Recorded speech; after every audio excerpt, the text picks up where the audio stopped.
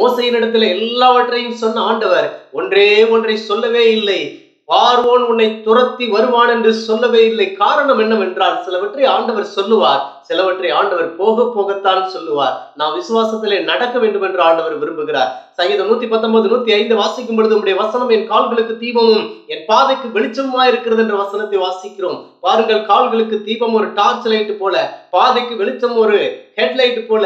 ஒரு லோ பீம்ல நான் நடக்க ஆரம்பிக்கும் போதுதான் ஒரு ஹை பீம் நமக்கு கிடைக்கும். கர்த்தருடைய வெளிப்பாட்டை நம்ம கீழ்ப்படியும் பொழுதுதான் அடுத்த ஒரு வெளிப்பாடு வரும். அருமையான தேவனுடைய பிள்ளைகளை பாருங்கள், சுனேமியாளோட வீட்டுக்கு சென்ற எலிசா பாருங்கள், தேவ மனிதனுடைய வார்த்தைக்கு கீழ்ப்படியும் பொழுது பாருங்கள், சுனேமியாளுடைய வீட்டிலே எண்ணெய் வீடு முழுவதும் நிரம்பி வழியும்படி ஆண்டவர் செய்தார். அருமையான தேவனுடைய பிள்ளைகளை, அப்போஸ்தலனாகிய பவுல் பாருங்கள், ஆண்டவருடைய வார்த்தைக்கு கீழ்ப்படியும் பொழுது அடுத்த வெளிப்பாடு வருகிறது. என்னை குறித்து என்ன செய்ய சித்தமாய் இருக்கிறீர் என்று சொல்லும் பொழுது அடுத்த வெளிப்பாட்டை ஆண்டவர் கொடுத்து ஆசீர்வதிக்கிறார். உங்களையும் அவர் ஆசீர்வதிக்க வல்லமையுள்ளவராக இருக்கிறார். God bless.